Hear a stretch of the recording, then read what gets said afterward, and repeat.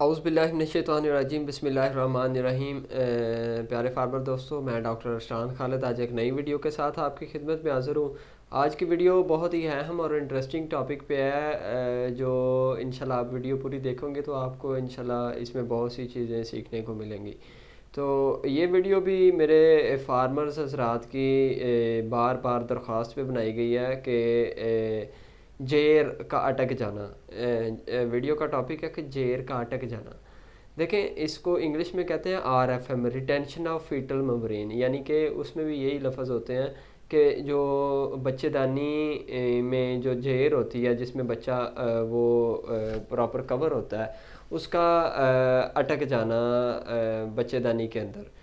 तो चलते हैं वीडियो की तरफ। वीडियो पूरी देखिएगा, इंशाल्लाह आपको इसमें बहुत सी चीज़ें सीखने को मिलेंगी। और आपको मैं बताऊंगा कि आपने जेर को ख़ुद हाथ से निकालना होता है, डॉक्टर से निकलवाना होता है या नहीं निकलवाना होता, और इसका प्रॉपर टाइम कितना होता है कि कितनी देर में अगर जेर बाहर आ जाए तो ठीक है, नहीं तो आपको उसका प्रॉपर ट्रीट करना पड़ता है। अगर जेर बॉडी के अंदर ही रहेगी, जिस्म के अंदर जानवर के रहेगी, तो उसके क्या नुकसानात होंगे, उसमें प्रोडक्शन क्या कम आएगी, उसमें साड़ू का क्या सूरत हाल होगी, ये सारी चीज़ें मैं इंशाल्लाह आपको वीडियो में बताऊँगा। तो प्यारे फार्मर दोस्तों, चलते हैं वीडियो की तरफ। सबसे पहले आपको प्लेसेंटा यानी कि जेर के बारे में बताता चलूँ कि जो जेर है ये एक बेसिकली पाइप नुमा एक चीज़ होती है जिसका काम होता है कि बच्चे को और माँ को कनेक्ट करना। मतलब कि जब बच्चा पैदा नहीं हुआ होता तो बच्चे को जितनी भी खुराक जा रही होती है, जो भी उसकी रिक्वायरमेंट होती है, वो पूरी हो रही होती है माँ के थ्रू। और वो पूरी करने वाला, उसमें कनेक्शन करने वाला कौन होता है, वो होती है प्लेसेंटा। प्लेसेंटा एक पाइप नुमा ही चीज़ है जिसने बच्चे को ओवरऑल कवर किया होता है और माँ के साथ, माँ की जो बच्चेदानी है उसके साथ कनेक्ट होती है। तो कनेक्ट तकरीबन ये 70 से 120 जगह से बच्चेदानी के साथ कनेक्ट होती है। इसमें वो गांठें टाइप होती हैं, गांठ जिस तरह होती है, तो वो बच्चेदानी के साथ कनेक्ट किया होता है। तो हर हिस्से को अलग-अलग जगह से वो मतलब खुराक आ रही होती है बच्चे को, ताकि वो बच्चे की जो रिक्वायरमेंट है वो माँ पूरी कर रही होती है और वो प्लेसेंटा यानी जेर के थ्रू पूरी हो रही होती है। तो नॉर्मली क्या होता है कि प्यारे फार्मर दोस्तों, एक चीज़ अपने जहन में बिठा लें कि जो बच्चा हम ले लेते हैं जानवर से, तो उसमें जब तक वो जानवर जेर नहीं फेंकता उसमें प्रॉपर वो उसकी काविंग नहीं होती। यानी कि वो प्रॉपर उसकी तीसरा स्टेप जो होता है जानवर के सूने का, वो उसमें एक होती है जेर का फेंकना। तो जब तक जानवर जेर नहीं फेंकेगा तो आप मत समझें कि आपका जानवर प्रॉपर तौर पे उसने बच्चा दे दिया। बच्चा ले लिया बेशक आपने, लेकिन जब तक उसने जेर नहीं फेंकी तो ये आप जेहन से निकाल दें कि आप उसकी काविंग जो है, उसका जो सूआ है वो प्रॉपर तौर पे हुआ है। तो देखें प्यारे फार्मर दोस्तों, ये वजह इसकी क्या बनती है कि जेर जानवर क्यों नहीं फेंकता। इसमें बड़ी मेजर चीज़ है कि आजकल जो हमारे पाकिस्तान में स्टॉल फीडिंग का ट्रेंड बहुत ज़्यादा आ गया है कि जानवर को खुरली पे बांध के उसे पट्ठे खिलाए जाते हैं, उसे चोकर, उसे वंडा, सारा उस खुरली पे बांध के ही उसे खिलाया जाता है। तो मेजर वजह तो इसकी एक स्टॉल फीडिंग है, क्योंकि पहले आप लोगों को पता होगा, जितने भी मेरे फार्मर हजरात हैं, कि वो जितने भी जानवर होते थे वो जंगलों में फिर फिर के उसमें ग्रेजिंग करते थे, उसमें चारा खाते थे। तो क्या होता था कि जानवर की प्रॉपर एक्सरसाइज होती थी। तो एक्सरसाइज होती थी तो जो जेर है वो प्लेसेंटा है उसकी प्रॉपर मूवमेंट होती थी, हरकत होती थी, और बच्चे की प्रॉपर उसमें हरकत हो रही होती थी। तो जानवर जो है वो जेर को बड़े टाइम पे फेंक देता था।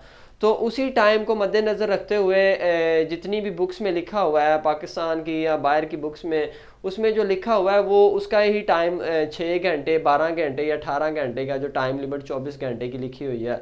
तो ये टाइम उस टाइम का लिखा हुआ है कि जब जानवर जो है वो जंगलों में फिरा करते थे और जेर को उस टाइम के दौरान फेंक देते थे।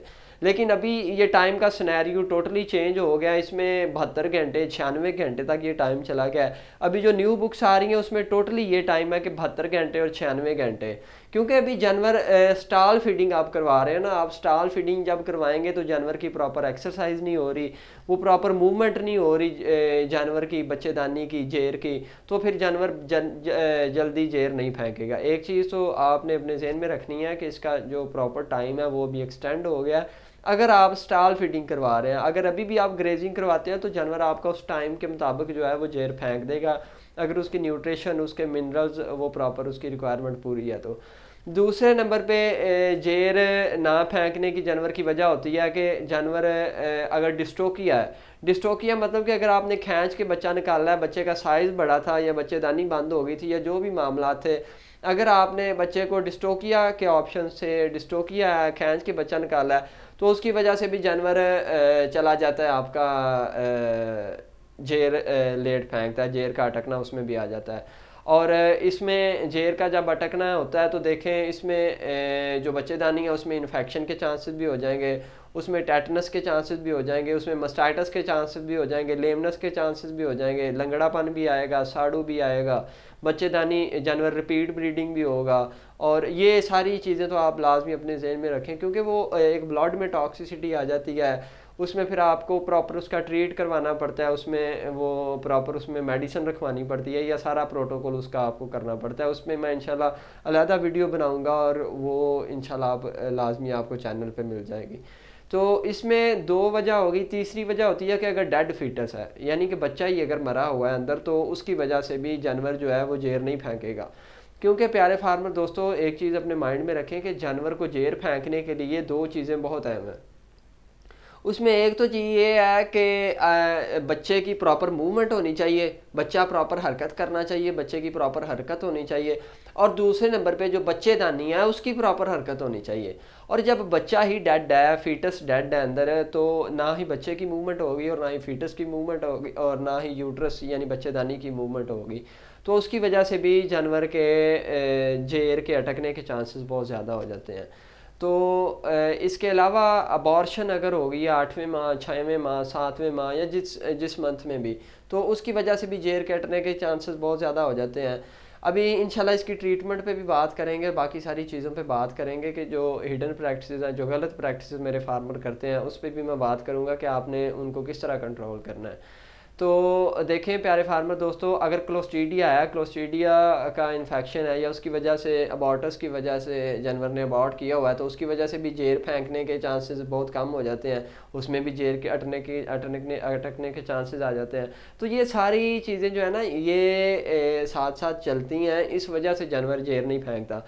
कैल्शियम की डेफिशिएंसी या मिनरल्स की डेफिशिएंसी, आप अपने जानवर को प्रॉपर विटामिन्स नहीं दे रहे, मिनरल्स नहीं दे रहे, एक बैलेंस डाइट नहीं दे रहे, तो फिर भी जानवर आपका जेर फेंकने की तरफ जेर फेंकने के चांसेस उसमें कम हो जाएंगे।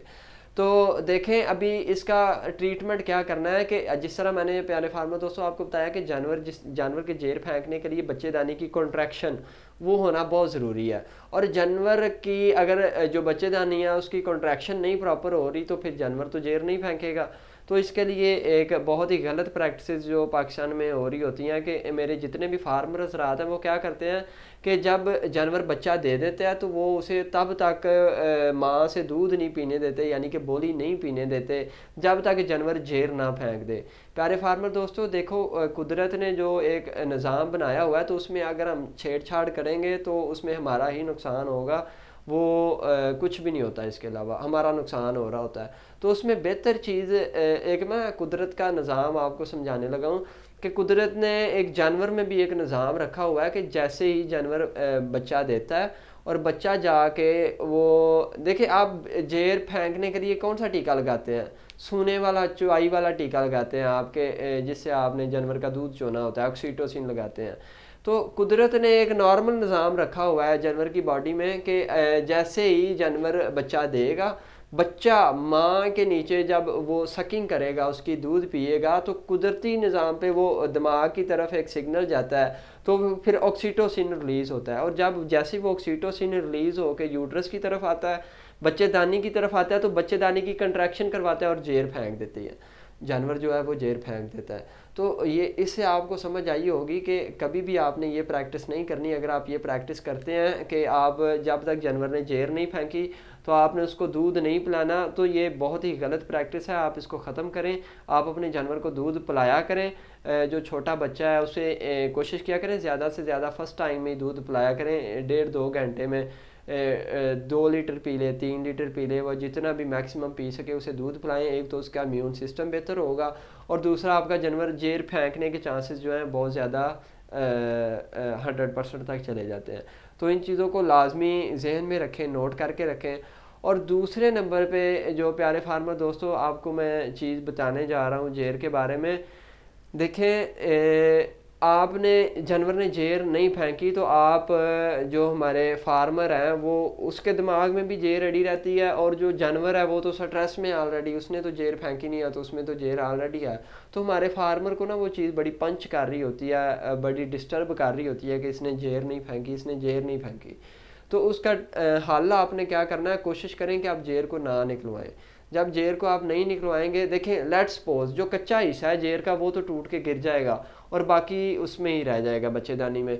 और अगर आप जेर को निकलवा देंगे तो बच्चेदानी उसके बाद बंद हो जाएगी। बच्चेदानी जब बंद हो जाएगी तो जो इन्फेक्शन अंदर है वो अंदर का अंदर ही रह जाएगा।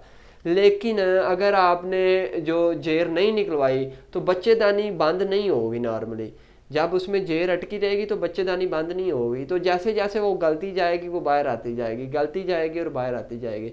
लेकिन अगर आप उसमें उसे निकलवाने की, कोई भी दुनिया का डॉक्टर है ना फार्मर दोस्तों, वो जेर को प्रॉपर पूरा नहीं निकाल सकता, क्योंकि इसमें 70 और 120 घंटे होती हैं। बेशक मैं हूँ या कोई और डॉक्टर है, वो जेर पूरी नहीं निकलती, क्योंकि 70 जगह पे या 120 जगह पे वो जुड़ी होती है।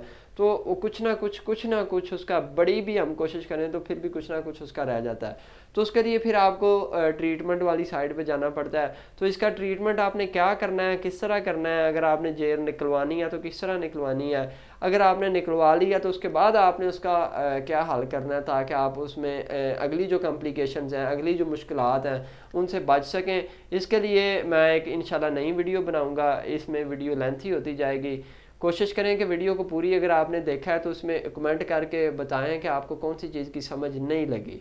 तो अगर आपका कोई भी क्वेश्चन होता है तो कमेंट्स में बता दिया करें, क्योंकि मैं तो कमेंट्स को टोटली रीड आउट कर रहा होता हूँ, और जो भी आपकी कंप्लेन होती है तो मैं इंशाल्लाह उस पर वीडियो प्रॉपर बनाया करूँगा। आपका जो भी सवाल है आप मुझे व्हाट्सएप मैसेज कर दें या कमेंट पे बताएं, तो इंशाल्लाह उस पर प्रॉपर वीडियो भी बनेगी और उस पर प्रॉपर डिस्कशन भी होगी, आपको उसकी प्रॉपर इन्फॉर्मेशन दी जाएगी। तो अगर आपको वीडियो अच्छी लगी है तो इसे शेयर भी करें, चैनल को लाइक शेयर और सब्सक्राइब करें, ताकि हर नई आने वाली वीडियो आप तक प्रॉपरली पहुंचती रहे। आज तक के लिए इतना ही। अगली वीडियो तक के लिए अपना ख्याल रखिएगा, दुआओं में याद रखिएगा। अस्सलाम वालेकुम।